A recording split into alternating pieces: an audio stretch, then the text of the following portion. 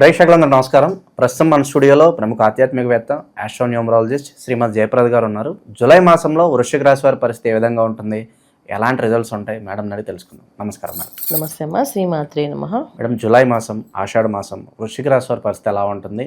పాజిటివ్గా ఉంటుందా, నెగిటివ్గా ఉంటుందా? ఎలాంటి జాగ్రత్తలు తీసుకోవాలి ఓవరాల్గా?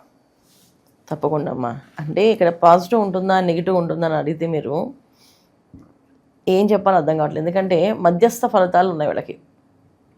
ఎక్కువగా వృశ్చిక రాశి వాడికి ఈ మాసం అంతా స్వయంకృత అపరాధాలు ఎక్కువగా కనిపిస్తున్నాయి. వీళ్ళు చేసిన తప్పులే కనిపిస్తున్నాయి. ఎప్పుడో చేసిన దానికి కూడా శిక్షలు ఈ మాసంలో పడే అవకాశాలు ఎక్కువగా ఉన్నాయి కనుక జాగ్రత్త పడాల్సిన అవసరం ఉంది. వృశ్చిక రాశి వాళ్ళు మనం మంచి విషయాలు ముందు చెప్పుకుందాం అనుకుంటే ముందు మంచి విషయాలు చెప్పుకుందాం వాళ్ళకి. ఎందుకంటే చాలా తక్కువగా మంచి జరుగుతుంది, తను ఎక్కువగా చెడు జరిగే అవకాశం ఎక్కువగా ఉంది ఈ మాసంలో.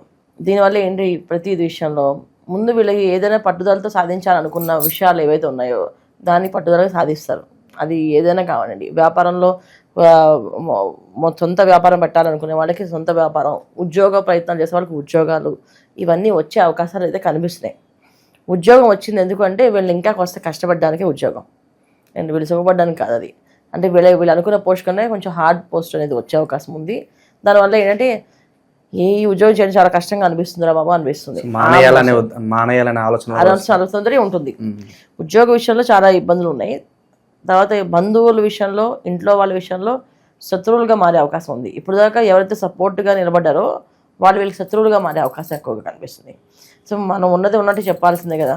ఇప్పుడు నేను బాగుంది అని చెప్పడానికి ఇక్కడ గ్రహస్థితి అనుకూలంగా లేనప్పుడు ఇది అందరికీ బాగుంది అని చెప్పలేను. సో ఏదైతే ఉందో అది నేను చెప్పగలుగుతాను. ఉన్నది ఉన్నట్టు చెప్పాలి అనుకుంటే అందరూ శత్రువులుగా మారే అవకాశం ఎక్కువగా ఉంది కనుక మనం చాలా జాగ్రత్తగా ప్రతి విషయంలోనే జాగ్రత్తగా మాట్లాడాలి. ఎందుకంటే వృశ్చిక రాశి వాళ్ళకి మాట స్పీడ్గా వస్తుంది. అనవలసిన టక్కడగా అనేస్తుంటారు. అనేసినా పట్టించుకునే వాళ్ళు ఈ మాసం పట్టుకోవడం, దాని గురించి పెద్ద గొడవ చేయడము, ఇంకా మహా అయితే ఇంకా ఏమవుతుందంటే ఈ స్టేషన్స్కి వెళ్ళడము, గొడవలు పడ్డము, అది కోర్టుల దాకా వెళ్ళడము, అది పెద్ద పెద్ద విషయాలు, పెద్ద యుద్ధమే అవుతుంది. అందుకని ఏంటంటే ఎవరితోటి ఎక్కువ తక్కువ మాట్లాడకుండా నిదానంగా వాళ్ళ పని వాళ్ళు చేసుకుని వెళ్తే ఉత్తమమైన మార్గం ఇది వృశ్చిక రాశి వాళ్ళకి. ఎందుకంటే వీళ్ళకి గురుబలం అనుకూలంగా లేదు, శుక్రబలం అనుకూలంగా లేదు, కుజుడు అనుకూలంగా లేడు, కేతు అనుకూలంగా లేడు, రాహు అనుకూలంగా లేడు. వీళ్ళందరూ అనుకూలంగా ఉన్నారని చెప్తే అది భ్రమే. ఎందుకంటే అనుకూలంగా లేరు వీళ్ళు. కాసంత ఇబ్బంది పెట్టే సిచ్యువేషన్స్లోనే గ్రహాలన్నీ ఉన్నాయి. నరదిష్టి కూడా వన్ ఆఫ్ ద రీజన్ అనుకోవచ్చు అంటారా? చాలా ఎక్కువ నరదిష్టి అనేది వీళ్ళకి పెట్టుడుతో వస్తుంది, పుట్టుకతో వస్తుంది. అది కొత్తగా వీళ్ళకి వచ్చేది కాదు. ఎందుకంటే వీళ్ళు మాట్లాడే విధానం బాగుంటుంది, మనుషులను తొందరగా నమ్మేస్తుంటారు, నమ్మి ప్రతి విషయాన్ని చేస్తూ ఉంటారు. ఆ నమ్మి మోసపోవడం అనేది ఎక్కువగా జరుగుతుంది వీళ్ళకి. ఎక్కువగా నమ్మి మోసపోవడమే జరుగుతుంది. అంటే నమ్మిన వాళ్ళే మోసం చేస్తారు. వీళ్ళు బయట వాళ్ళు ఎవరు నమ్మి చేయరు. వాళ్ళు సొంత వాళ్ళు మన వాళ్ళే కదా, ఏం కదా, ఎక్కడ పోతారు అని చెప్పి నమ్మి వాళ్ళకి ఇస్తారు అనుకోండి. ఆ ఇబ్బంది వాళ్ళని చాలా కష్టపడుతుంది. 24 hours వీళ్ళతో ఎంత చాకరీ చేపిస్తారంటే ఇంకా అసలు చాలా హీనం అన్నమాట.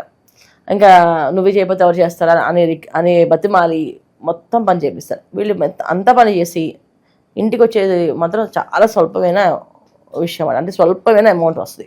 ఎంత స్వల్పం అంటే చాలా తక్కువ వస్తుంది. ఇంత పని చేస్తే జీతం ఎంత తక్కువ అంటే అంతే.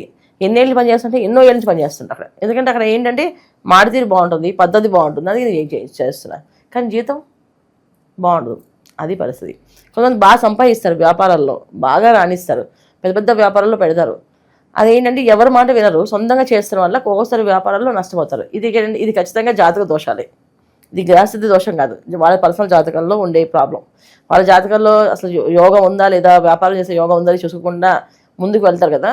ముందుకు వెళ్ళి వీళ్ళు దెబ్బలు తగిలేక అప్పుడు అడుగుతారు వీళ్ళు. ఆ తర్వాత అడిగితే మొత్తం అంతా నష్టపోయారు కదా వాళ్ళు. ఇంకా నష్టాన్ని ఎలా భర్తీ చేసుకుంటారు, అది కష్టం వాళ్ళకి. ఒక విధంగా చెప్పాలంటే ఈ మాసం అంతా ఒక స్టాండ్ వేసి మనం సైకిల్ తొక్కుతుంటే ఎలా ఉంటుందో పరిస్థితి అలాగే ఉంటుంది ఈ మాసంలో వీళ్ళకి, వృశ్చిక రాశి వాళ్ళకి. విద్యార్థులైనా కష్టపడి చదివితే కానీ మార్క్స్ రావు. చాలా కష్టపడాలి. ఎంత కష్టపడి చదవాలంటే పొద్దున్నే లేచి చదవాలి. చదవాలనిపించదు, దేని మీద దృష్టి ఉండదు, ఏ విషయం మీద అవగాహన ఉండదు. ఇంకా ఏం చెప్పాలంటే వీళ్ళకి చెడు సహవాసాలు అయ్యే అవకాశం ఎక్కువగా ఉంది. చెడు సహవాసాలు, చెడు వాళ్ళతో స్నేహాలు చేయడము, వాళ్ళతో కాస్త చెడు అలవాట్లు ప్రారంభం చేయడము, వాళ్ళతో పాటు తిరగడము, ఇవన్నీ కూడా కాస్త వృశ్చిక రాశి వాళ్ళకి ఈ మాసంలో కనిపిస్తుంది. ముఖ్యంగా ఏంటంటే స్త్రీల వల్ల కాస్త నష్టం కనిపిస్తుంది. స్త్రీల వల్ల నష్టం అంటే ఏంటంటే ఎక్కువ ఇంట్లో ఉన్న భార్యని ఏమనకుండా ఉండడం, అది ఫస్ట్ పాయింట్. రెండోది ఇంట్లో ఉన్న చెల్లెళ్ళు, అక్క చెల్లెలు ఎవరు ఉంటే వాళ్ళతో గొడవ పడుకుంటూ ఉండడం ఇంకో రెండో పాయింట్. ఎందుకంటే ఏదైనా ఆస్తి కూడా ఉండొచ్చు, ఏదైనా ఏ విషయాల్లో అయినా సరే ఆడవాళ్ళతో దూరంగా ఉండాలి ఈ మాసంలో వీళ్ళు. ఆడవాళ్ళ దగ్గరగా ఏదైనా మాట్లాడితే వాళ్ళ వల్లే వీళ్ళకి సమస్య పెద్దగా వస్తుంది. చిన్న సమస్య కాదు వాళ్ళతో వచ్చేది, చాలా పెద్ద సమస్య వస్తుంది. అది ఏదైనా కావచ్చు. అందుకని వివాహ విషయంలో కూడా వివాహాలు చూసుకొని సంబంధాలు చూడడం కానీ, పెళ్లి చూపులకు వెళ్ళడం కానీ ఇవన్నీ కానీ ఈ మాసంలో చేయకుండా ఉండడం మంచిది. వీళ్ళు సో పెట్టుబడులకు కూడా చాలా వరకు ప్రజెంట్ దూరంగా ఉంటేనే మంచిది అంటారు. చాలా దూరంగా ఉండాలి. అంటే మన ఆషాఢ మాసంలో జనరల్గా ఏవి పెట్టుబడి పెట్టరు, ఏ వ్యాపారాలు మొదలు పెట్టాం. ఒక వ్యాపారం చేయాలనుకున్నా అది ఆషాఢ మాసం చేయం, శ్రావణ మాసం వచ్చాక మొదలు పెడతాం. అప్పుడు గ్రాసెస్ కాస్త అనుకూలంగా మారే అవకాశం ఉంది. సో పెట్టుబడుల విషయంలోకి జోలికి వెళ్ళొద్దు. ఎవరికైనా నమ్మి డబ్బులు అయితే అస్సలు ఇవ్వద్దు. చాలా వరకు డబ్బులు తీసుకెళ్తే దొంగతనం జరిగే అవకాశం ఉంది ఈ మాసంలో వీళ్ళకి. సో ఫోన్లు పోయే అవకాశం కానీ, వస్తువులు కానీ ధనం కానీ పోయే అవకాశం ఉంది. దొంగతనం జరిగే అవకాశం ఎక్కువగా ఉంది. సో దొంగతనం అనేది అది ఏదైనా జరగచ్చు. అది అందుకని ఏంటంటే జాగ్రత్తగా ఉండాల్సిన అవసరం ఉంది. బయట వాళ్ళతో నమ్మి వాళ్ళతో ఎవరు పడితే వాళ్ళు బైక్లు ఎక్కడం కానీ చేయడం కానీ చేయకూడదు. సో మోసపోయే అవకాశం కనిపిస్తుంది, దొంగతనం అయ్యే అవకాశం ఉంది కనుక జాగ్రత్తగా ఉండాలి. ఇంకా అనారోగ్య సమస్య వచ్చేసి కాళ్ళకి సంబంధించిన నొప్పులు విపరీతంగా ఈ మాసంలో వీళ్ళకి కనిపిస్తున్నాయి. దూర ప్రయాణాలు ఎవరైనా చేసేవాళ్ళు ఉంటే వాళ్ళకి ఏదైనా సూచన ఉందా మేడం? ఏదైనా దూర ప్రయాణాలు చేయకుండా ఉండడమే మంచిదమ్మా. ఎందుకంటే అనవసరమైన ఇబ్బందులు పడే అవకాశం కనిపిస్తుంది ఈ మాసంలో వీళ్ళకి.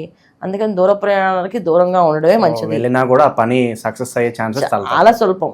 ఎంత స్వల్పం అంటే కొంచెం 100% మనం పని చేస్తే దానికి రూపాయి లాభం వస్తుంది గ్యారంటీ లేదు. అటువంటి పరిస్థితి ఈ వృశ్చిక రాశి వాళ్ళకి ఈ మాసంలో.